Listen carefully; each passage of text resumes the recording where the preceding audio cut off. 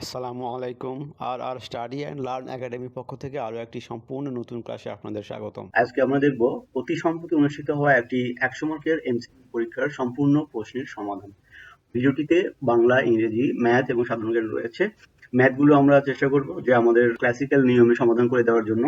যদি কোনো শর্টকাট নিয়ম থাকে তাহলে আমরা সেটাও ফলো করার চেষ্টা করব। আশা করি ভিডিওটি দেখার শুরুতেই আপনারা লাইক, কমেন্ট এবং শেয়ার করে দিবেন। আর ভিডিওটিতে যেই প্রশ্নগুলো দেওয়া হয়েছে আমার দেখা মতে খুবই আপডেট এবং স্ট্যান্ডার্ড লেভেলের প্রশ্ন। আশা করছি যে ভিডিওটি আপনাদের ভালো। প্রথম প্রশ্ন হচ্ছে, একটি আয়তক্ষেত্রের দৈর্ঘ্য ও প্রস্থ যথাক্রমে 15% এবং 20% বৃদ্ধি করা হলো, আয়তক্ষেত্রের ক্ষেত্রফল কত পরিমাণ বৃদ্ধি পেল? যখন আয়তক্ষেত্রের দৈর্ঘ্য এবং প্রস্থ বাড়ানো হয়নি, জাস্ট আমি ধরে নিলাম যে দৈর্ঘ্য হচ্ছে এক্স, প্রস্থ হচ্ছে ওয়াই, তখন তো একটা ক্ষেত্রফল পাওয়া যাবে। এটা হচ্ছে দৈর্ঘ্য গুণন প্রস্থ, সেই হিসেবে এক্স ওয়াই তখন ক্ষেত্রফল হবে।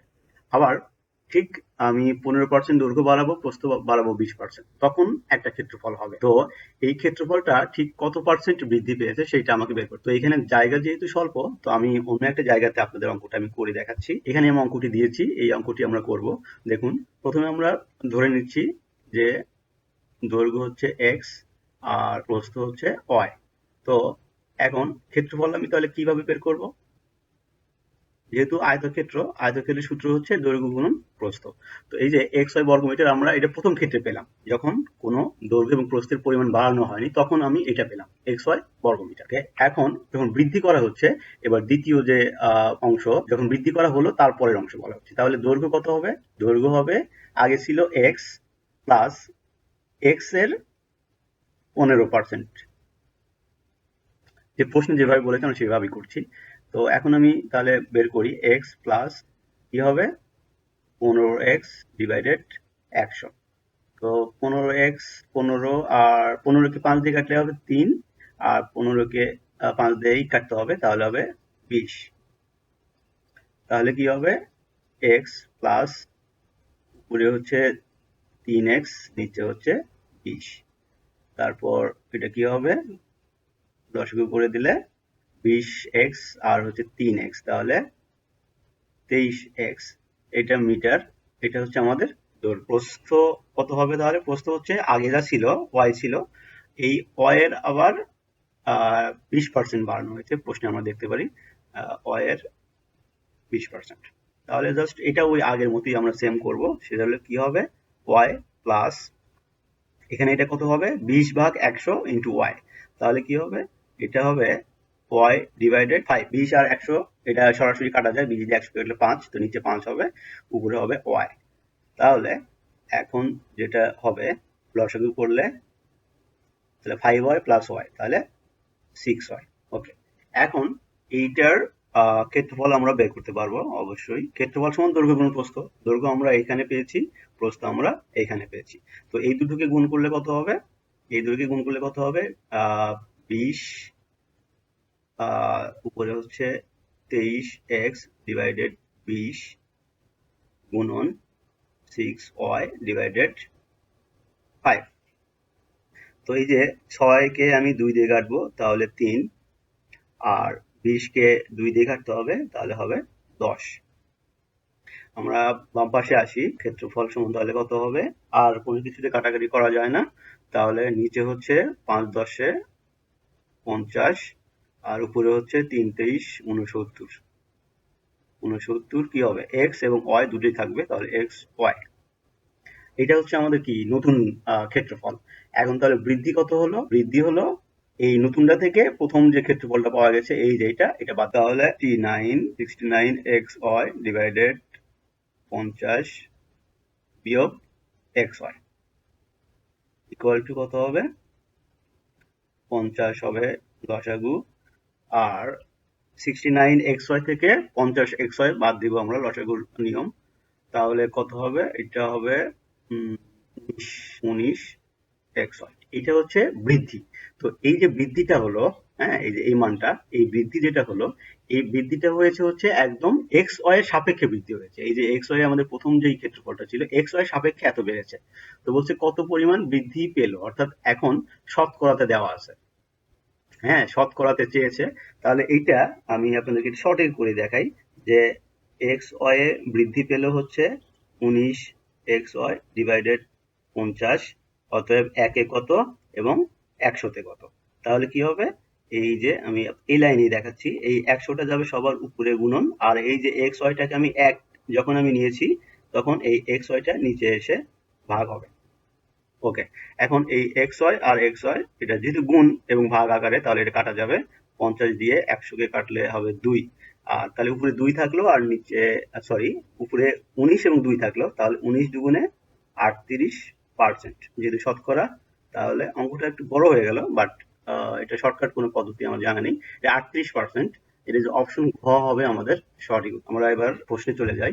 তাহলে যে ঘ আমাদের 38%, এটা হচ্ছে আমাদের সঠিক উত্তর। 2 নম্বর প্রশ্ন বলছে কি 4 plus 7 plus 10 plus 13 plus dot dot dot ধারাটি কোন পদ 304। আমরা এখানেই চেষ্টা করব যে এখানে এ মানে প্রথম পদ, এই আপনার ধারার অঙ্ক যারা করেন তারা জানবেন যে ধারার পদ এ ইকুয়াল টু হচ্ছে প্রথম পদ। প্রথম পদ আমাদের কত দেওয়া আছে, আমাদের প্রথম পদ দেওয়া আছে 4। ওকে, আর সাধারণ অন্তর মানে পূর্ব পদ এবং দ্বিতীয় পদ, অর্থাৎ প্রথম পদ এবং দ্বিতীয় পদের পার্থক্য, অথবা দ্বিতীয় এবং তৃতীয় পদের পার্থক্য, অর্থাৎ সাধারণ যে অন্তর, সংখ্যাগুলোর ভিতরে একটা নির্দিষ্ট গ্যাপ রয়েছে, ওই গ্যাপটা হচ্ছে সাধারণ অন্তর, ডি দিয়ে প্রকাশ করা হয়। সেটা হচ্ছে কত, 7 থেকে 4 বাদ দিব আমরা, বাদ দিলে 3 পাবো। ওকে, তো এই যে 3 এবং 4 আমরা দুটো মান পেলাম। এখন আমরা ধরি n তম পদ হচ্ছে 304। যেহেতু প্রশ্নে বলেছে যে ধারাটির কোন পদ 304, এইভাবে যে যাচ্ছে 4 যোগ 7 যোগ 13, 10 যোগ 13 যোগ 16 যোগ 19 যোগ 22, এভাবে 3 3 3 3 করে বাড়বে। তো কততম পদে গিয়ে ওই সংখ্যাটা হবে 304, মানে বাড়তে বাড়তে 304 গিয়ে হবে। সেই পদটা কততম? তো আমরা ধরে নিলাম যে n তম পদ হচ্ছে 304। ওকে, এখন তাহলে আমরা n তম পদের একটা সূত্র জানি, মানে বীজগণিতিক নিয়মে আমরা n তম পদের একটা সূত্র জানি। n তম পদের সূত্র হচ্ছে a plus n minus 1 into t equal to ডান পাশে যা আছে তাই। মানে আমরা এই অঙ্ক থেকে ধরে নিচ্ছি যে n তম পদ হচ্ছে 304। এখন n তম পদের আবার একটা সূত্রও জানি, তো সূত্রটা ফেলে দিলাম যে প্রথম পদ a plus n minus 1 into d সাধারণ অন্তর।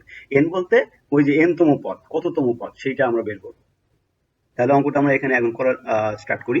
এর মান হচ্ছে কত দেওয়া আছে, 4 প্লাস n মাইনাস 1। n এর মান তো আমরা জানি না, nটা ধরে নিচ্ছি যে n তম পদ, তো nটাই আমরা বের করবো। এই জন্য n মাইনাস 1 যা আছে তাই থাকবে। d এর মান হচ্ছে কত, d এর মান হচ্ছে 3 ইকুয়াল টু যা আছে তাই। বা এখন কি হবে, এই যে 3 দিয়ে n মাইনাস 1 কে গুণন, তাহলে 3 into n minus 1 equal to, এই 4 কিন্তু এখানে বাম পাশে প্লাস হিসেবে আছে, তো ডান পাশে নিয়ে গেলে কি মাইনাস হয়ে যাবে। তো 304 থেকে 4 মাইনাস করলে কি হবে, তো যা 300 থাকবে।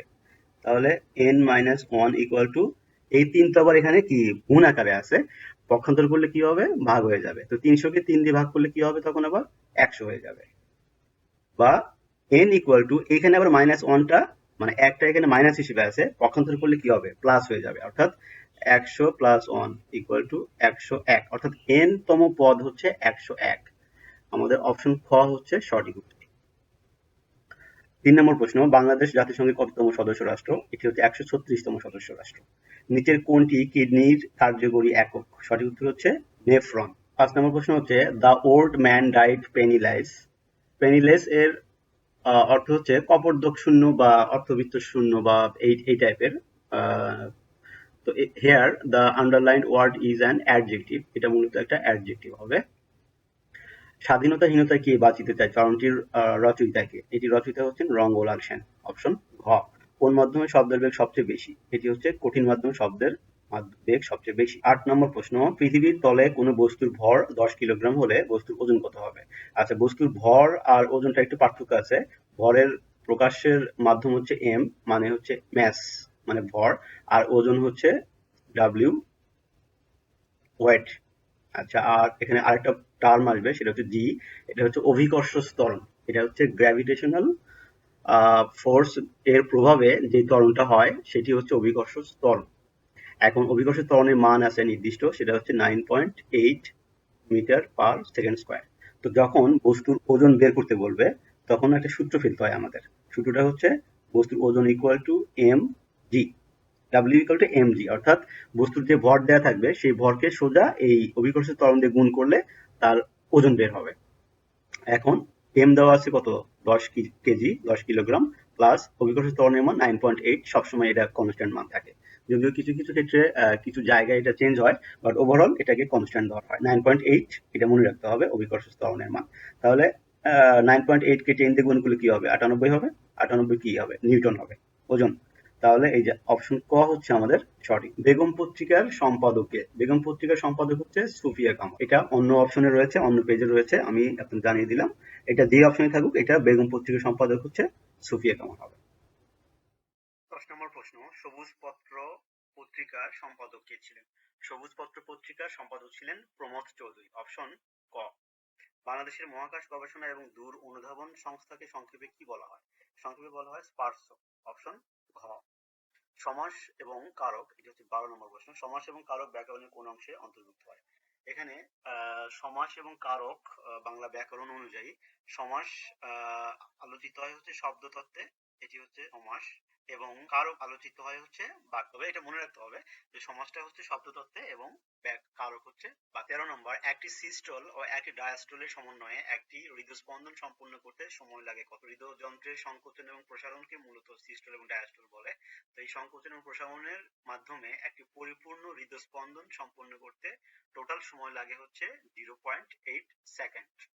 অপশন অ। পৃথিবীর তাপমাত্রা গত 100 বছরে বৃদ্ধি পেয়েছে কত ডিগ্রি সেলসিয়াস? পৃথিবীর তাপমাত্রা গত 100 বছরে বৃদ্ধি পেয়েছে অপশন খ 0.6 ডিগ্রি সেলসিয়াস। আর অবাক করার ব্যাপার হচ্ছে আগামী 20 বছরের মধ্যে পৃথিবীর তাপমাত্রা 1.5 ডিগ্রি সেলসিয়াস তাপমাত্রার বেশি বাড়তে পারে। এই জন্য আপনারা জেনে থাকবেন যে জাতিসংঘ জলবায়ু সম্মেলন যেটা হয়, যেটাকে আমরা কপ সম্মেলন বলি, বর্তমানে কপ 29 এর প্রস্তুতি চলছে। কপ 28টা হয়ে গেছে, সংযুক্ত আরব আমিরাতের দুবাইয়ে অনুষ্ঠিত হয়ে গেছে কপ 28।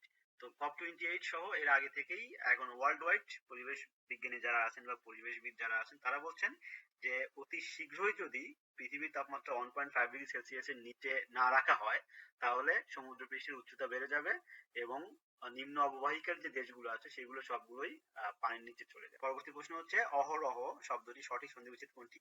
এটি হচ্ছে অপশন গ, অহ যোগ। 16, রাজনীতিবিদ হয়েও সাহিত্যে নোবেল প্রাইজ অর্জন করেন কে? তিনি হচ্ছেন উইনস্টন চার্চিল। অপশন দা। 17 নম্বর প্রশ্ন, the plural form of criterion is, ক্রাইটেরিয়নের প্লুরাল ফর্ম হচ্ছে ক্রাইটেরিয়া। অপশন ক। রক্ত শব্দের সঠিক প্রত্যয় কোনটি? রক্ত শব্দ সঠিক প্রত্যয় হচ্ছে অপশন গ, রন্স প্লাস ক। অপশন গ। 19 নম্বর, নিচের কোনটি বৃত্তের সমীকরণ? এখানে আমি আপনাদের যদি জানিয়ে রাখি, দুটি সমীকরণ আমরা জানবো। একটি হচ্ছে সরলরেখার সমীকরণ, মনে রাখার জন্য সরলরেখার সমীকরণ। সরলরেখার সমীকরণ হচ্ছে y equal to mx plus c। আমরা এটা জানি, y equal to mx plus c, এবং এটি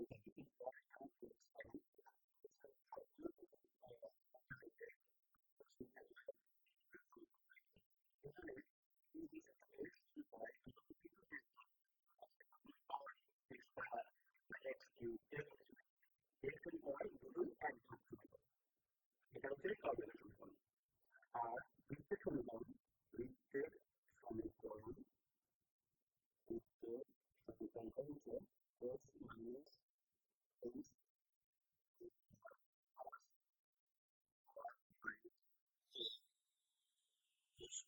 ইকুয়াল টু r স্কয়ার। এখানে x টা হচ্ছে আপনার ওই x অক্ষ এবং y অক্ষ, আর h হচ্ছে কেন্দ্রের যে ভুজ, অর্থাৎ গ্রাফের অঙ্কে তো একটা কেন্দ্র থাকে। x অক্ষ এবং y অক্ষ যেখানে যে বিন্দুটি ছেদ করে সেটা হচ্ছে কেন্দ্র। তো ওই কেন্দ্রের স্থানাঙ্ক কত? এটা হচ্ছে ভুজের h, আর কোটির জন্য হচ্ছে k, এবং r হচ্ছে আমাদের ব্যাসার্ধ। অর্থাৎ এখানে একটা জিনিস খেয়াল করেন, আমি যদি এইটার কি সূত্র ফেলি x minus h whole square, অর্থাৎ বর্গের সূত্র, তখন কিন্তু x এর উপরে স্কয়ার বলবে, মানে সূত্রটা যদি আমি ভাঙ্গাই। আবার y minus k whole square, এটা যদি আমি ভাঙ্গাই সূত্রের মাধ্যমে, তাহলে y এর উপরে স্কয়ার বসবে। অর্থাৎ এইখানে হচ্ছে x এবং y দুটোই কিন্তু কি দ্বিঘাত সমীকরণ, উপরে স্কয়ার বসতেছে। সরলরেখার সমীকরণে x এবং y এক ঘাত, আর বৃত্ত সমীকরণে x এবং y দ্বিঘাত। তো দেখেন এইখানে এই অপশন প্রাপ্তের ভিতরে কোনটাতে x এবং y দুটোতেই স্কয়ার রয়েছে? এখানে x এর উপর স্কয়ার রয়েছে, আর তো ওয়াই তো নাই, এটা হবেই না, এটা হবেই না, এটা সাধারণ দ্বিঘাত সমীকরণ। আর ওয়াই স্কোয়ার, এখান থেকে এক্স এর উপরে কোনো স্কোয়ার নাই, ঠিক আছে, এই যে এটা স্কোয়ার নাই, এটা হবে না। খ নাম্বার দেখেন ওয়াই স্কোয়ার আছে, 2x আছে, এই 2x এক্স এর উপরে স্কোয়ার নেই। অথচ এই যে গ নাম্বার অপশন যেটা, এটা আমাদের সঠিক উত্তর। দেখেন এখানে এক্স স্কোয়ার আছে, এই যে Y minus two whole square, এখানে ওয়াই যদি আমি এটা ভাঙাই, এটা Y minus two whole square বর্গের সূত্র, তাহলে কিন্তু ওয়াই উপরে স্কোয়ার বসবে। দ্যাটস হয় এই গ হচ্ছে আমাদের এখানে বৃত্তের সমীকরণ, অপশন গ হচ্ছে সঠিক উত্তর। 20 নাম্বার, কোন পরিষদের সুপারিশে জাতিসংঘে নতুন সদস্য অন্তর্ভুক্ত হয়? এটা হচ্ছে নিরাপত্তা পরিষদের সুপারিশে নতুন সদস্য অন্তর্ভুক্ত হয়। 21 নম্বর প্রশ্ন, শালবন বিহার কোথায় অবস্থিত? শালবন বিহার কুমিল্লার ময়নামতিতে অবস্থিত। অপশন খ, 1 কিলোওয়াট ঘন্টা সমান কত? এটা একটু মনে রাখতে হবে, 1 কিলোওয়াট ঘন্টা সমান হচ্ছে 3.6 মেগাজুল। 23 নম্বর প্রশ্ন, কোন সমবৃত্ত ভূমি কোনকের ভূমি ব্যাসার্ধ 1/3 মিটার এবং উচ্চতা 1 মিটার হলে কোনটির আয়তন কত? আয়তন কত? এখানে কোনকের আয়তনের সূত্র হচ্ছে, এই যে কোনকের আয়তনের সূত্র হচ্ছে 1/3 পাই আর স্কয়ার ইন্টু এইচ। পাই তো পাই 3.14, আর হচ্ছে ওই যেই সমবৃত্ত ভূমি কোণকের যে ব্যাসার্ধ সেটা হচ্ছে আর, আর এইচ হচ্ছে উচ্চতা। ওকে, এখন তাহলে 1/3 পাই আর স্কয়ার, আর স্কয়ার বলতে যে ব্যাসার্ধ দেওয়া আছে 1/3, হ্যাঁ, তাহলে এইটার স্কয়ার হবে 1/3 whole square into H, H মানে উচ্চতা, উচ্চতা দেওয়া আছে 1, তাহলে এটা যে 1, তাহলে কি হবে 1/3 হোল স্কয়ার মানে 1/9, তাহলে 1/3 ইন্টু পাই, তারপরে হচ্ছে এখানে 1/9 হবে।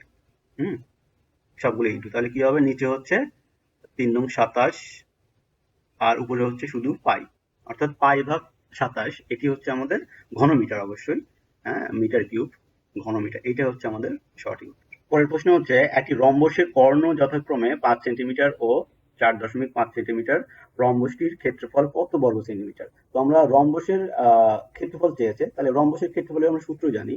রম্বসের ক্ষেত্রফলের সূত্র হচ্ছে হাফ ইন্টু কর্ণদ্বয়ের গুণফল, তাহলে এখানে হাফ ইন্টু কর্ণদ্বয়ের গুণফল, কর্ণদ্বয়ের গুণফল হচ্ছে 5 গুণন 4.5 ইকুয়াল টু হাফ ইন্টু 5 দিয়ে 4.5 কে গুণ করলে কত হয়, 4 5 20 আর হচ্ছে 5 25, তাহলে হবে 22.5, তো 22.5 কে আবার 2 দিয়ে ভাগ করতে হবে, তাহলে কত হবে 11.25, হ্যাঁ, এটা হবে 11.25। অপশন ঘ হচ্ছে আমাদের এই রম্বসের ক্ষেত্রফল। 25 নম্বর হচ্ছে, কোনটি নবায়নযোগ্য শক্তির উৎস? নবায়নযোগ্য শক্তি বলতে যেগুলোর রিসোর্স কখনো শেষ হয় না সহজে, সেগুলো হচ্ছে নবায়নযোগ্য। যেমন সূর্যের শক্তি, এটা সহজে শেষ হবে না। সমুদ্রের ঢেউ, এটা কখনো শেষ হবে না। পানির স্রোতের শক্তি, সেটা কখনো শেষ হবে না। হ্যাঁ, তারপরে বায়োগ্যাস, বায়োম্যাস, এগুলো সহজে শেষ হবে না, এই জন্য এগুলোকে সবগুলোই হচ্ছে নবায়নযোগ্য শক্তি। বাদ বাকি কয়লা, গ্যাস এবং তেল, এগুলো কিন্তু একসময় শেষ হয়ে যায়, হ্যাঁ, এগুলো হচ্ছে রিনিউয়েবল না। এই নবায়নযোগ্য শক্তি মানে হচ্ছে রিনিউয়েবল এনার্জি। সমুদ্রের ঢেউ হচ্ছে এখান থেকে আমরা বলতে পারি যে এটা নবায়নযোগ্য, কারণ সমুদ্রের ঢেউ থেকে কিন্তু বিদ্যুৎ উৎপন্ন করা যায়। 26 নম্বর, 5/7 এবং 10/11 এর লসাগু কোনটি?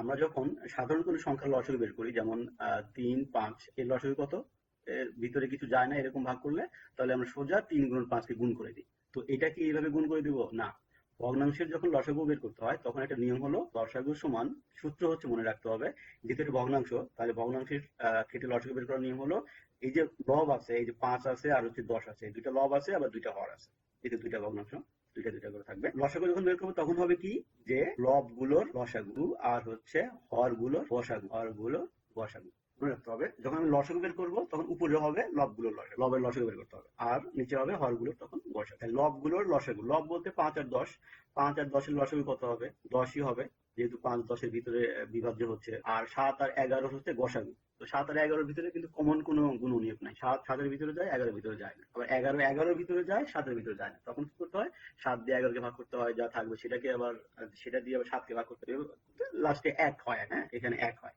তাহলে কি দাঁড়ালো, 10 কে 1 দিয়ে ভাগ করলে 10, অর্থাৎ লসাগু হচ্ছে 10, অপশন গ হচ্ছে সঠিক। 27 নম্বর প্রশ্ন, কোন কবির মাও একজন কবি ছিলেন? জীবনানন্দ দাশের মা, তার নাম ছিলেন, তিনি ছিলেন হচ্ছে কুসুম কুমারী দাস। আমরা আমাদের সময় যে সিলেবাস ছিল সেখানে আমরা একটা কবিতা পড়তাম, আদর্শ ছেলে, আমাদের দেশে হবে সেই ছেলে কবে, কথাই না বড় হয়ে কাজে বড় হবে। এটির কবি ছিলেন হচ্ছে জীবনানন্দ দাশের মা কুসুম কুমারী দাস, অপশন খ হচ্ছে সঠিক। পরবর্তী প্রশ্ন হচ্ছে, নিচের কোনটি রাসায়নিক পরিবর্তন? রাসায়নিক পরিবর্তন মানে হচ্ছে একদম নতুন যৌগ গঠিত হবে, অর্থাৎ এক বস্তু থেকে সম্পূর্ণ নতুন অন্য কোনো বস্তু যদি তৈরি হয় সেটা হচ্ছে রাসায়নিক পরিবর্তন। আর যদি একই বস্তু থেকে যায় শুধু বাইরের কোনো চেহারা বা বাইরের কোনো বৈশিষ্ট্য পরিবর্তন হয় তখন সেটা হচ্ছে ভৌত পরিবর্তন। তো এখানে যেহেতু চেয়েছে রাসায়নিক পরিবর্তন, তাহলে অবশ্যই এখানে আমাকে দেখতে হবে যে সম্পূর্ণ নতুন যৌগ তৈরি হয় কোনটাতে। এটা হচ্ছে রাসায়নিক পরিবর্তন। এখানে গলন, কোনো কিছু গলে গেলে মূলত ওই জিনিসটা থাকে। যেমন লোহাকে গলালে এটা তরলে পরিণত হয়, কিন্তু একটু ঠান্ডা করলে কি হয়, ওটা তো আবার লোহাই থাকে। মানে লোহার বেসিক যে গঠন বা লোহার যেই মূলত যে পদার্থ দিয়ে গঠিত লোহা, সেটা কিন্তু কোনো চেঞ্জ হয় না, লোহা লোহাই থেকে যায়। বাষ্পীভবন এবং প্রশোধন এই দুটো একই কাহিনী। এখানে বস্তুর কোনো চেঞ্জ হয় না। হ্যাঁ, বস্তু মূলত একই থাকে। বাট সালোক সংশ্লেষণ হচ্ছে কি, যে উদ্ভিদ তার পাতাতে কি করে, কার্বন ডাই অক্সাইড সংগ্রহ করে, মানে গ্রহণ করে খাবার তৈরি করে কি করে, অক্সিজেন গ্যাস নির্গত করে। দ্যাট মিনস এখানে কার্বন ডাই অক্সাইড গ্রহণ করছে, গ্রহণ করে কি তৈরি হচ্ছে, অক্সিজেন গ্যাস তৈরি হচ্ছে, সম্পূর্ণ নতুন একটা পদার্থ তৈরি হচ্ছে। তো এইটা হচ্ছে সালোক সংশ্লেষণ প্রক্রিয়া এবং এটা হচ্ছে রাসায়নিক প্রক্রিয়া। তাহলে অপশন ঘ হচ্ছে সঠিক উত্তর। 29 নম্বর প্রশ্ন, লগ 10 ভিত্তিক x ইকুয়াল টু -4 হয় তবে x এর মান কত? এখানে এই অঙ্কগুলোর ক্ষেত্রে যখন আমরা মান বের করা শিখবো তখন মূলত এখানে এই যে 10 রয়েছে, এখানে লগের পরে 10 হচ্ছে ভিত্তি। আমি যখন অঙ্কটা করা শুরু করব তখনও আমাকে এই 10 এখানে ভিত্তি হিসেবে লিখতে হবে। এখন চেঞ্জ করব কোথায়, এই যে 10-এর উপরে পাওয়ার দেওয়া আছে x আর মান দেওয়া আছে হচ্ছে -4, এই দুটো জিনিস কি হবে, পরস্পর জায়গা চেঞ্জ করবে চিহ্ন সহ। 4-এর আগে মাইনাস আছে, মাইনাস সহ জায়গা চেঞ্জ করবে, অর্থাৎ x এর জায়গায় আসবে -4 আর -4 এর জায়গায় যাবে হচ্ছে x। এটাই শুধু চেঞ্জ হবে। বাদ বাকি এই যে 10 যেটা আছে আমাদের মেইন অঙ্কে যে প্রশ্ন 10 আছে, এটা ভিত্তি হিসেবে থাকবে। তাহলে 10-এর উপরে পাওয়ার হবে এখন -4 ইকুয়াল টু হবে x। শুধু আমি চেঞ্জ হলো কোথায়, x এবং -4 এর জায়গাটা চেঞ্জ হয়। ওকে, এখন 10 টু দি পাওয়ার -4 মানে কি? 10 টু দি পাওয়ার -4 মানে হচ্ছে এটা 1 ভাগ 10 to the power 4 equal to x। Okay, x equal to 1 ভাগ 10 টু দি পাওয়ার 4 মানে হচ্ছে 0.001, অর্থাৎ একের পরে 4টা শূন্য হইতো, ওইটা যেহেতু এটা ভাগ আকারে আছে এই জন্য দশমিক বিন্দুর পরে 3টে শূন্য হয় একটা, তাহলে অপশন গ হচ্ছে সঠিক। সুষম খাদ্যে শর্করা, আমিষ এবং স্নেহ জাতীয় খাদ্যের অনুপাত কত? এটি হচ্ছে অপশন ঘ 4:1:1। The word hospitality is related to, hospitality মানে হচ্ছে পেশেন্ট বা রোগী, ডাক্তার এরকম কিছু না, জাস্ট এন্টারটেনমেন্ট, হসপিটালিটি। অপশন ঘ। বাংলা ভাষায় মৌলিক স্বরধ্বনি কয়টি? বাংলা ভাষায় মৌলিক স্বরধ্বনি হচ্ছে 7টি। কি কি? ড়, আ, ই, উ, এ, ও, আর একটা হচ্ছে এ। এই 7টা হচ্ছে আমাদের মৌলিক স্বরধ্বনি। এগুলো উচ্চারণ করতে একটা মাত্র অক্ষরই প্রয়োজন। 33 নম্বর প্রশ্ন, unless someone helps us we will be done dash, the right word for the gap is with। Option ঘ। 34 নম্বর প্রশ্ন, সর্বশেষ জনশুমারি অনুযায়ী দেশে পুরুষ ও নারীর অনুপাত কত? অলরেডি পুরুষের সংখ্যার চাইতে নারীর সংখ্যা বেড়ে গেছে, সেটা হচ্ছে অপশন খ 98.4:100। 35 নম্বর প্রশ্ন হচ্ছে পানি নিরপেক্ষ হলে পিএইচ এর মান কত? ওকে, খুব ভালো প্রশ্ন। পানির পিএইচ এর মান যখন 7 হবে ওই পানিটা হচ্ছে নিরপেক্ষ, এটা হচ্ছে নিরপেক্ষ। ওকে, পিএইচ এর মান যদি গ্রেটার দেন 7 হয়, মানে 7 এর চেয়ে যদি বড় হয় পিএইচ এর মান, ধরেন 8, পিএইচ এর মান 8, পিএইচ এর মান 9, 10, 11, 12, 14 পর্যন্ত হতে পারে। তো যদি এরকম 7-এর বেশি যদি হয় তাহলে এটা হবে ক্ষারক। আর পিএইচ এর মান যদি লেস দেন 7 হয়, যেমন ধরেন 6, 5, 4, 3, 2, 1, হ্যাঁ, তাহলে এটা হবে অ্যাসিড। অ্যাসিড বা আরেকটা নাম বলে বাংলাতে অম্ল। ওকে, তো পানি নিরপেক্ষ মানে হচ্ছে পিএইচ এর মানটা তখন 7। 34 নম্বর প্রশ্ন, 3 ও 4 এর অম্লত সংখ্যা কোনটি? 3 ও 4 এর এখানে মধ্যবর্তী হবে, মধ্যবর্তী অম্লত সংখ্যা কোনটি? আচ্ছা, অম্লত সংখ্যাটা অনেকেই বুঝতে একটু কষ্ট হয়, আমি বলি আপনাদের। ধরেন অম্লত সংখ্যাটা হচ্ছে এরকম যে পি ভাগ কিউ আকারে সাজানো যায়, মানে ভগ্নাংশ আকারে সাজানো যায়। তো এখন ভগ্নাংশ আকারে সাজানো যায় কোন ধরনের সংখ্যাগুলো? এখানে একটা জিনিস খেয়াল করে দেখেন যে 3 ও 4 এর অম্লত সংখ্যা কোনটি?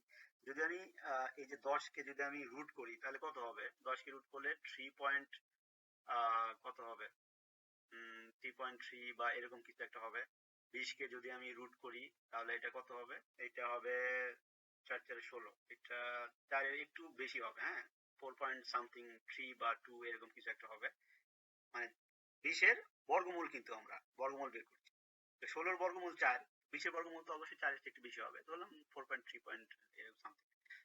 17 বর্গমূল যদি 16 হতো তাহলে হতো 4 বর্গমূল, কারণ যেহেতু 17 তাহলে অবশ্যই 4.1 বা 4.2 এরকম কিছু একটা হবে, মানে 4 এর চেয়ে বড়।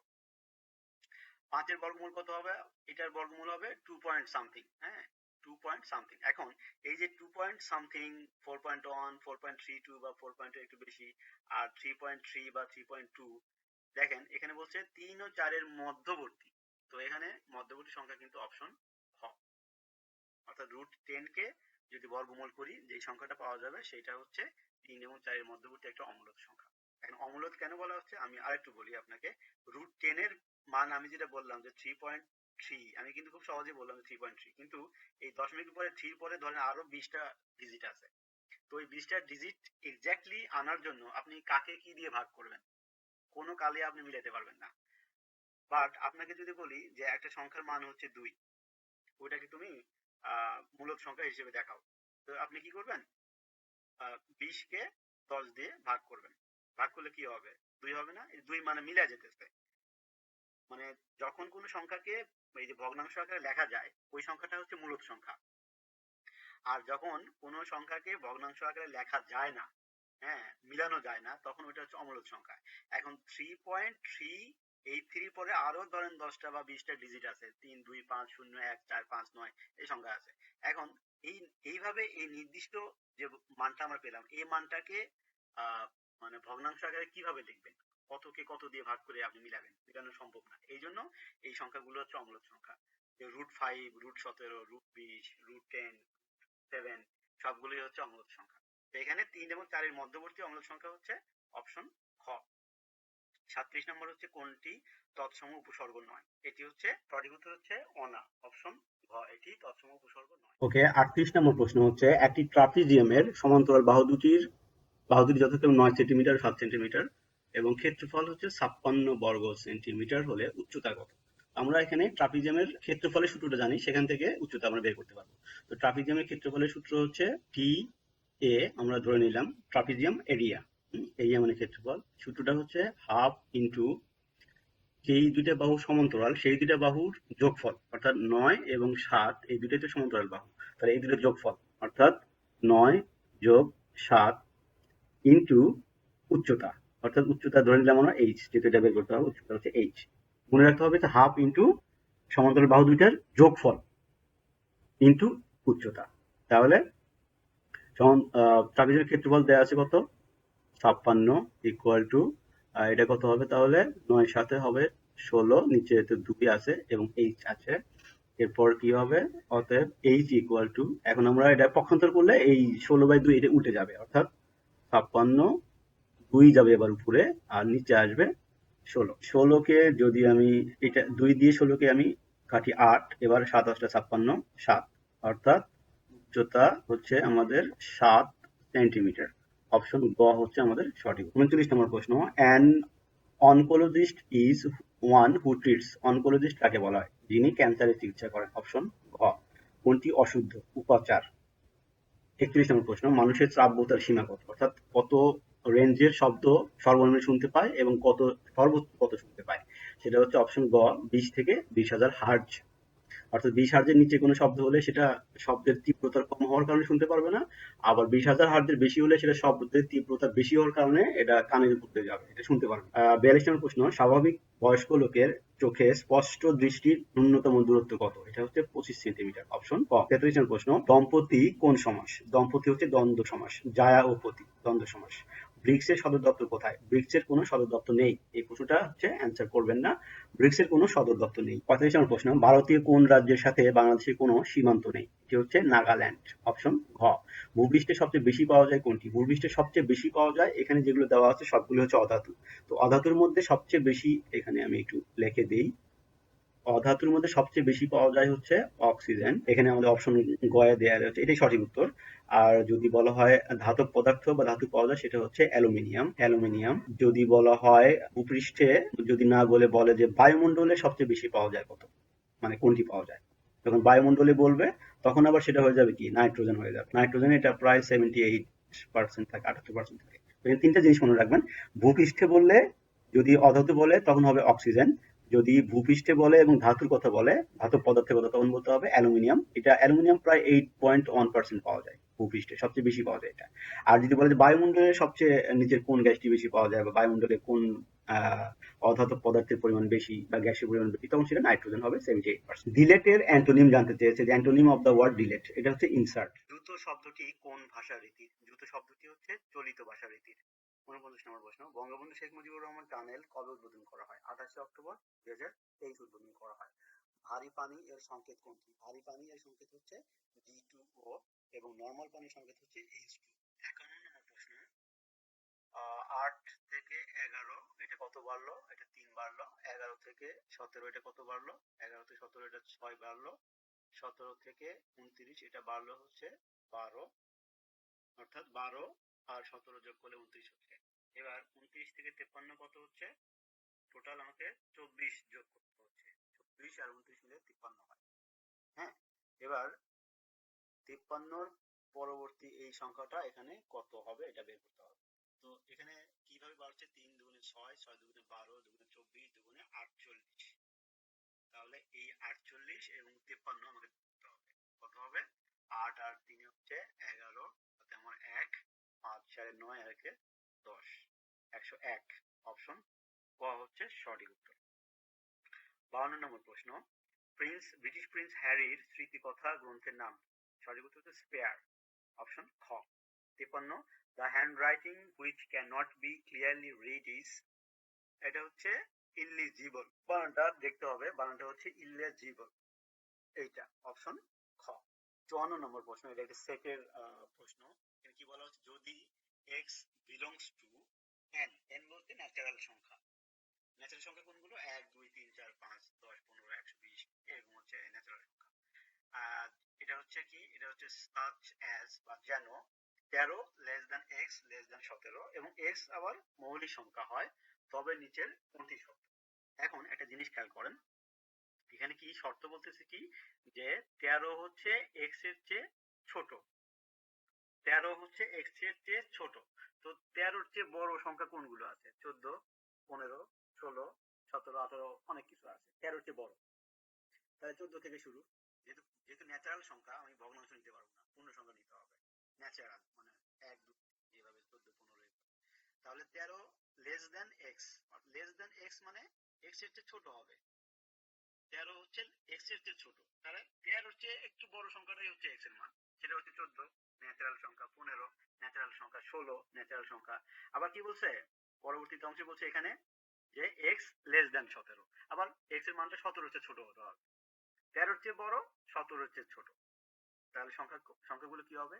14 হবে, 15 হবে আর 16 হবে। এই তিনটা সংখ্যা হচ্ছে এই যে 13 লেস দেন এক্স লেস দেন 17, এই সমতাটার বা অসমতা, এইটার মানে হচ্ছে এখানে তিনটা সংখ্যার কথা বলা হচ্ছে, 14 15 এবং 16। 17 বেশি যাওয়া যাবে, মানে লেস দেন 17। ওকে, এরপর আবার কি বলছে? যে এক্স মৌলিক সংখ্যা হয়। এখন এই তিনটার ভিতরে তার মৌলিক সংখ্যা নেই।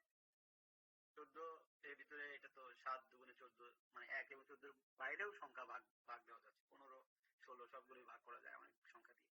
তার মানে এখানে কিন্তু মৌলিক সংখ্যা নাই। ওকে, তো পরে বলছে কি, তবে নিচের কোনটি সত্য?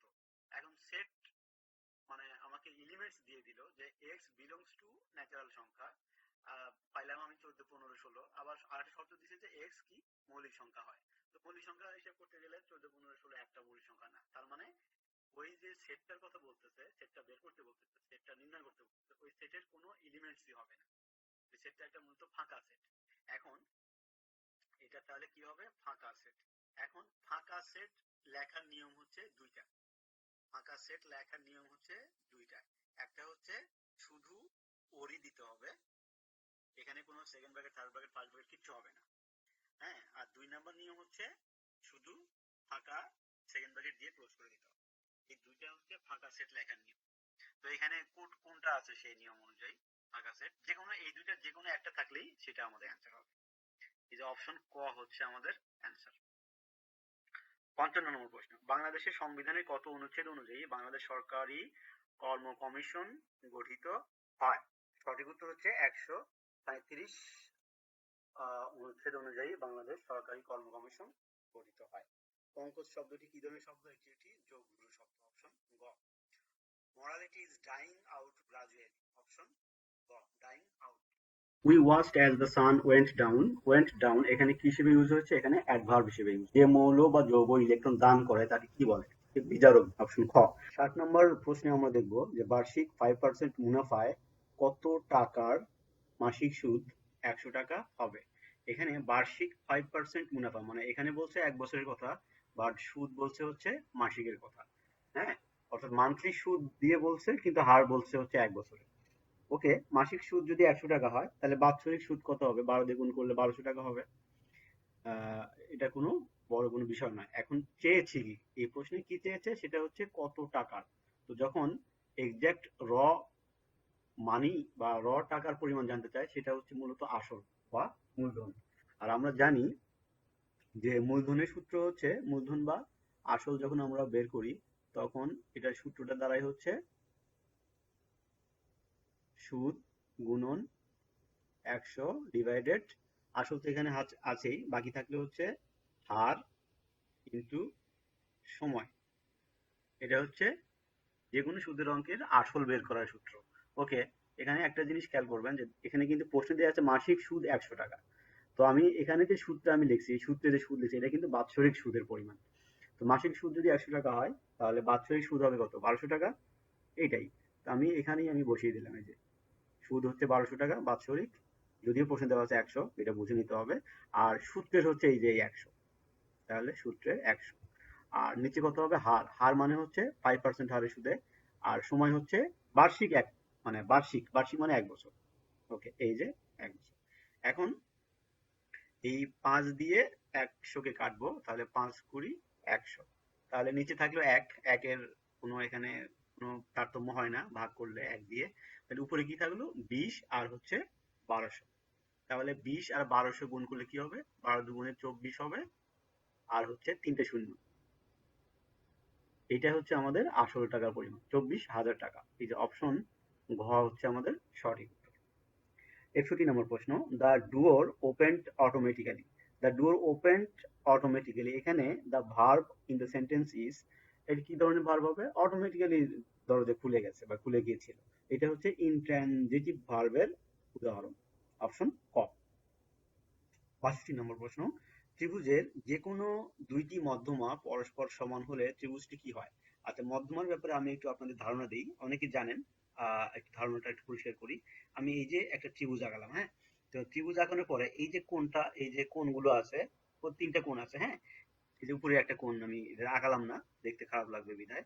তো এই যে কোণটা আমি ধরেন এটা হচ্ছে এ, এটা বি এবং এটা হচ্ছে সি কোণ। ওকে, তো এই যে বি কোণের ঠিক মাঝখান দিয়ে অর্থাৎ বি কোণকে সমদ্বিখণ্ডিত করে যে রেখাটা আঁকা হয়, যেটা আবার এই বি কোণের বিপরীত বাহু হচ্ছে এসি, এসির উপরে গিয়ে পতিত হয়।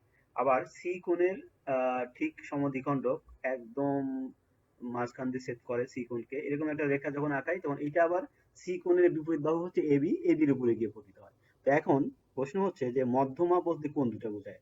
মধ্যমা হচ্ছে যে এটা যদি আমি ও লিখি আর এটা যদি আমি পি লিখি তাহলে বিপি।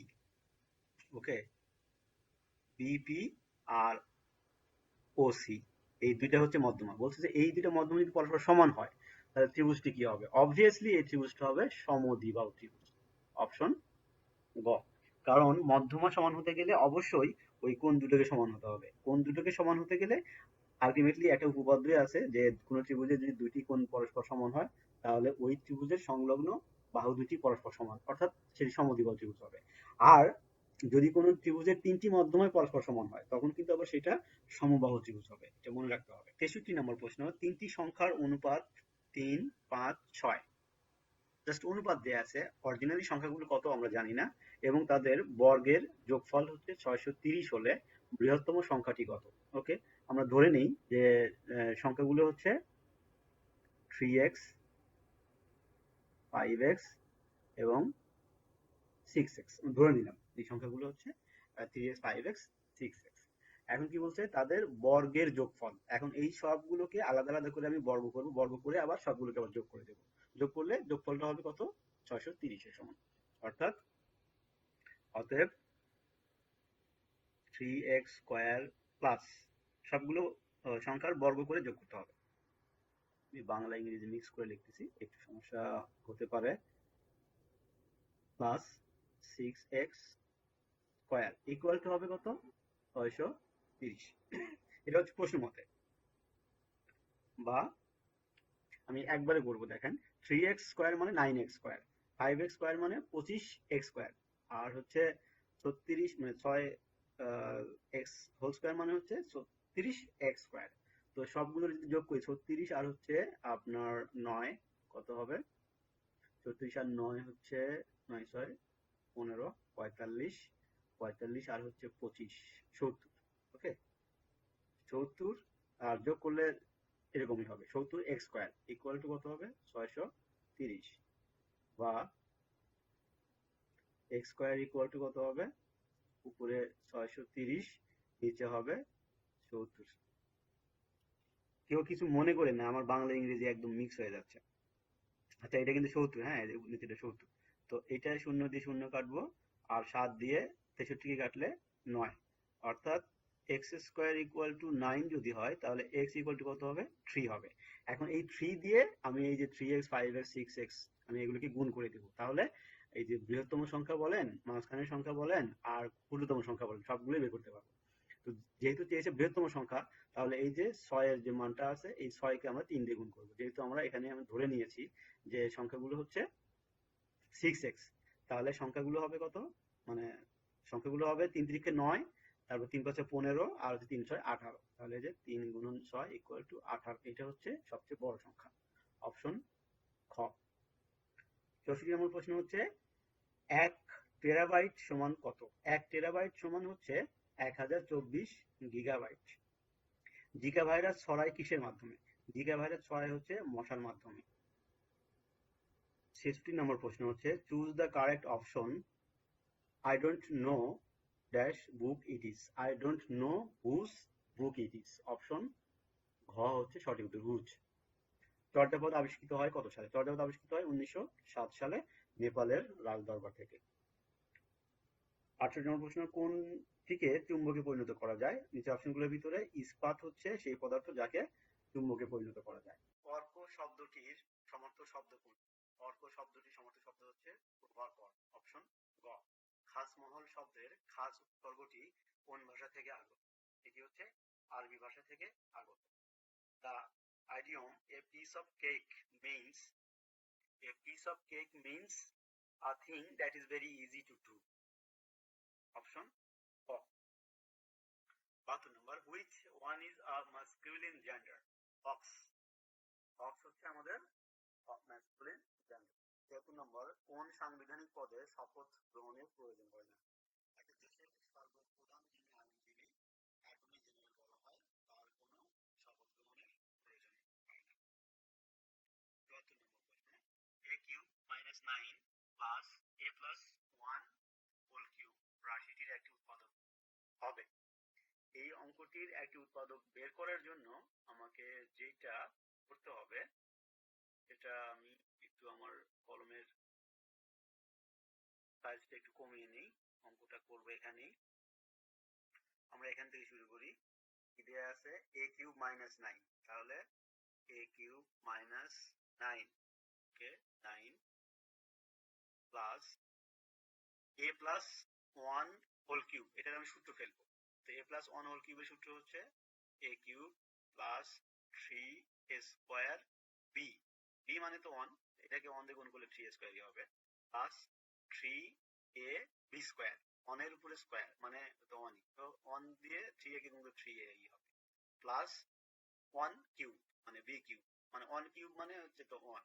ওকে, তো এখন সমান সমান আমরা কি লিখবো, a কিউব আর হচ্ছে a কিউব, এখানে দুইটা a কিউব আছে, দুইটার আগে প্লাস আছে, তাহলে প্লাস 2a কিউব হবে। ওকে, এরপরে হচ্ছে প্লাস 3a স্কয়ার, মানে ঘাতের মান অনুযায়ী আমরা লিখছি, প্রথমে কিউব লিখলাম, পরে স্কয়ার লিখলাম, পরে হচ্ছে এক ঘাত লিখলাম, আর কি থাকবে -9 প্লাস 1, -9 থেকে 1 বাদ দিতে হবে, তো কি হবে -8 হবে। ওকে, এখন এই যে রাশিটা পেলাম, দ্বিতীয় লাইনে যে রাশিটা পেলাম, এই লাইনে যে এ আছে, এ গুলো আছে, এখানে এই রাশিতে এ এর মান কত বসালে পুরো রাশির মান 0 হবে।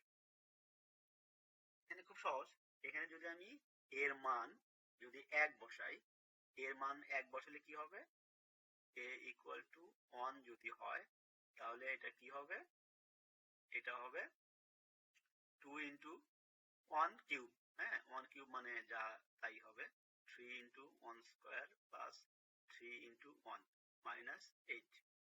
আর একটু নিচের লাইনে আসি, কি হবে 2 আর 1 কিউব, 1 কিউব মানে তো 1, তাহলে এটার মান হবে 2, এটার মান হবে কত 3, মানে 1 স্কয়ার দিয়ে আবার 3 কে গুণ করতে হবে, তো 3 ই হবে, এটার মানে 3 হবে, অর্থাৎ 3 3 এ 6 2 এ 8, অর্থাৎ 8 হলো, আর এই যে -8, তাহলে কি রেজাল্ট 0 হয়ে যাচ্ছে না, অর্থাৎ a ইকুয়াল টু 1 যদি আমি ধরি, তাহলে আমার এই রাশিটার মান 0 হচ্ছে, অর্থাৎ a -1 তখন এই রাশিটির একটা উৎপাদক হবে। আপনি যদি 1 ধরে রাশিটির মান 0 করতে পারেন, তাহলে a -1 হবে রাশিটির একটি উৎপাদক। আবার আপনি যদি a ইকুয়াল টু -1 ধরে রাশিটির মান 0 করতে পারতেন, বা 0 হয় কোন একটা রাশির, তাহলে কি হবে a +1, এটা হবে তখন একটা রাশি উৎপাদক। যদি আপনার 1 পজিটিভ সংখ্যা দিয়ে যদি আপনার 0 হয়, তাহলে a থেকে ওই সংখ্যাটা বাদ দিতে হবে, বাদ দিলে ওটাই পুরোটাই হবে হচ্ছে উৎপাদক। এটা হচ্ছে নিয়ম। তাহলে a -1 আমাদের অপশন গ, এটি হচ্ছে আমাদের সঠিক। 75 নম্বর প্রশ্ন, পাকিস্তান ও আফগানিস্তানের মধ্যে সীমানা নির্ধারণকারী লাইনকে কি বলা হয়? ডুরান্ড লাইন বলা হয়। অপশন ঘ। গণপ্রজাতন্ত্রী বাংলাদেশ সরকারের মনোগ্রামে মোট কয়টি তারকা আছে? গণপ্রজাতন্ত্রী বাংলাদেশ সরকারের মনোগ্রামে মোট তারকা আছে 4টি। অপশন ক। আদালত শব্দটি কোন ভাষা থেকে জাত? আদালত শব্দটি হচ্ছে আরবি ভাষা থেকে জাত, আদিল থেকে এসেছে, আদিল মানে হচ্ছে ন্যায়পরায়ণ, আদিল আরবি শব্দ, সেখান থেকে আদালত। নগর পুরিলে দেবালয় কি এড়ায়? নগর পুরিলে দেবালয় কি এড়ায়, এটি কোন কাব্যের পঙ্ক্তি? হচ্ছে মঙ্গল কাব্যের। অপশন 79 নম্বর প্রশ্ন, fed is the past form of the verb, অর্থাৎ ফেড এই শব্দটি কোন ভার্বের পাস্ট ফর্ম হিসেবে ইউজ করা হয়? সেটা হচ্ছে ফিট। অপশন খ, ফিট। 80 নম্বর প্রশ্ন, the study of human race is anthropology. Human race এর পড়াশোনা, এই রিলেটেড পড়াশোনাকে বলা হয় অ্যানথ্রোপোলজি। 81 নম্বর, we had better dash the schedule of the examination. We had better check. Option ঘ। ঐতিহাসিক 6 দফাকে কিসের সাথে তুলনা করা হয়? ঐতিহাসিক 6 দফাকে ম্যাগনা কার্টা চুক্তির সাথে তুলনা করা হয়। অপশন খ। 83 নম্বর প্রশ্ন, instead of tolerate we can say. Tolerate এর পরিবর্তে আমরা কি ব্যবহার করতে পারি বা কি বলতে পারি? সেটি হচ্ছে বেয়ার উইথ। অপশন ঘ। টলারেট মানে সহ্য করা, বেয়ার উইথ মানে সহ্য করা। জাপান পার্ল হারবার কত সালে আক্রমণ করে? সেটি হচ্ছে 7 ডিসেম্বর 1941। অপশন ক। চক্রবাক গ্রন্থটি কে রচনা করেছেন? চক্রবাক গ্রন্থটি রচনা করেছেন কবি কাজী নজরুল ইসলাম। কোন সংখ্যাটি বৃহত্তম?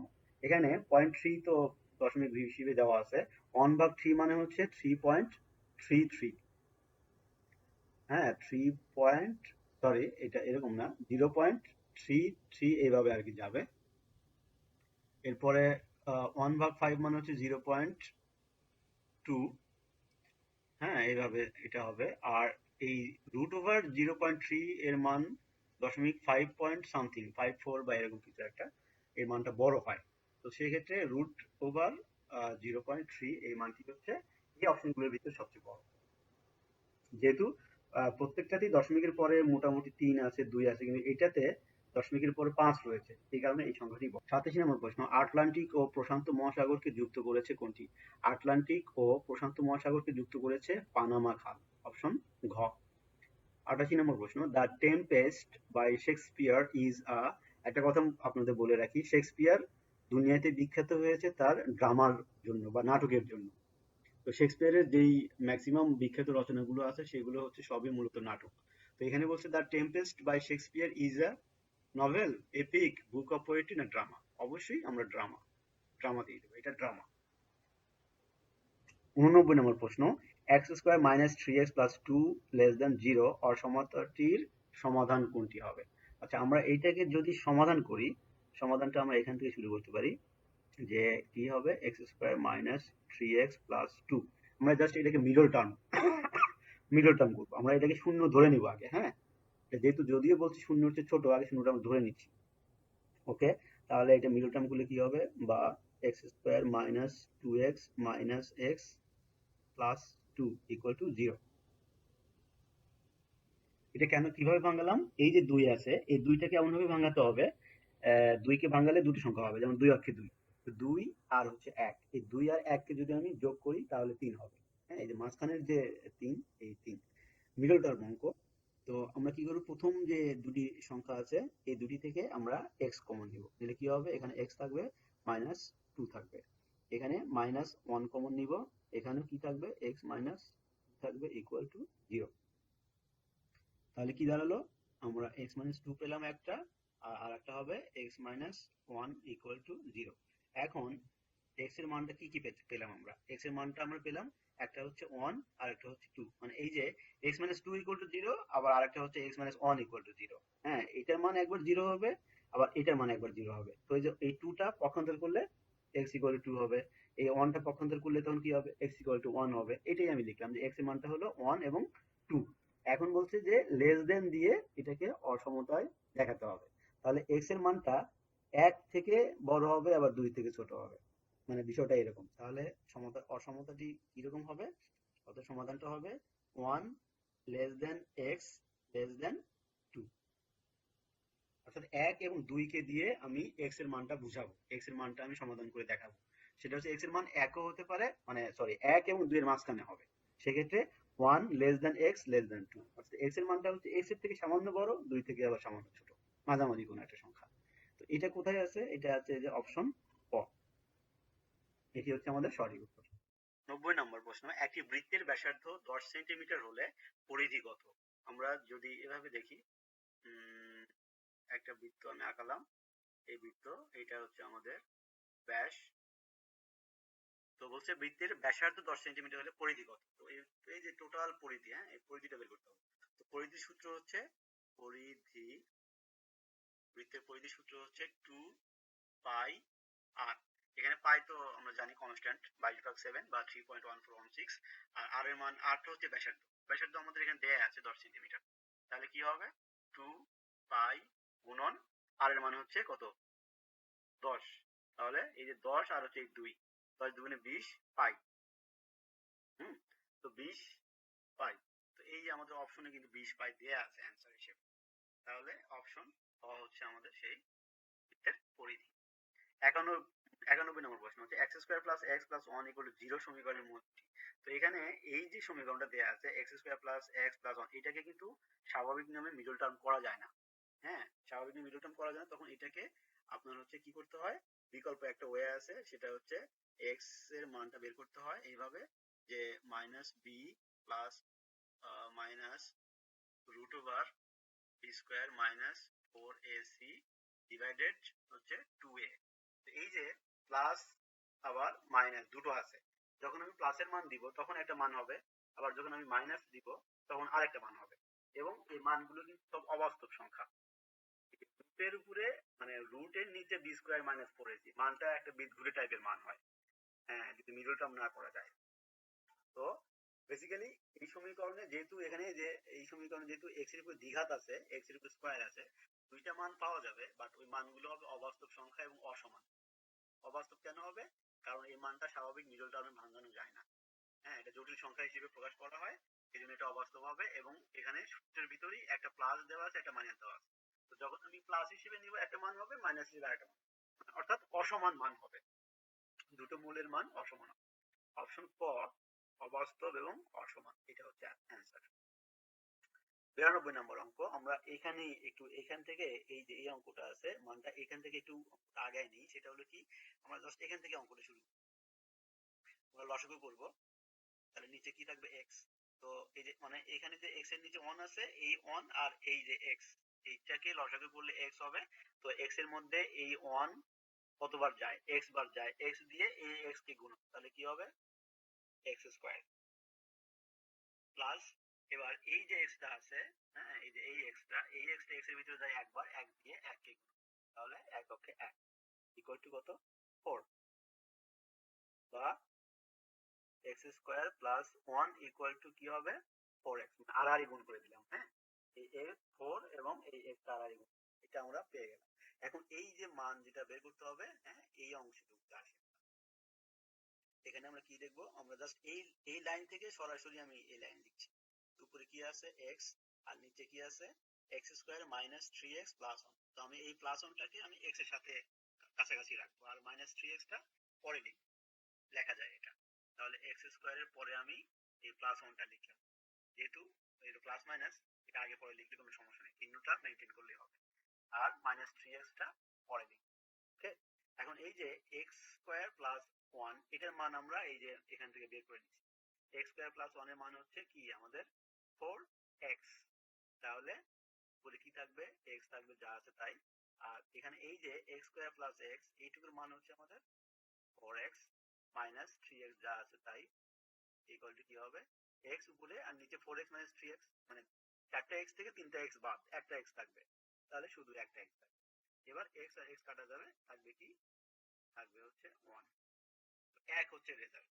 ওই অপশন খ হচ্ছে আমাদের সঠিক।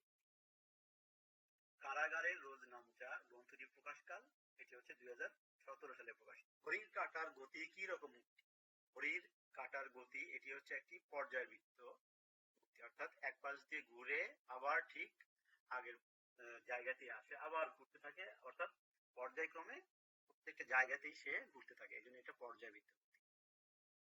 95 নম্বর প্রশ্ন, যদি 3 to the power x plus 3 to the power x plus 3 to the power x equal to 3 to the power n হয়, তবে n এর প্রেক্ষিতে x এর মান কত? ওকে, আমরা এখান থেকে স্টার্ট করি অঙ্কটা। এখানে দেখেন 3 to the power x, 3 to the power x, 3 to the power x। তো এই 3 টু দি পাওয়ার x কয়টা হলো, তাহলে তিনটা হলো। অর্থাৎ এই 3 টু দি পাওয়ার x এর টোটাল সংখ্যা হচ্ছে মূলত এই যে তিনটা। তো এই তিনটা কিসের সংখ্যা? এই তিনটা হচ্ছে 3 to the power, sorry 3 to the power x এর সংখ্যা।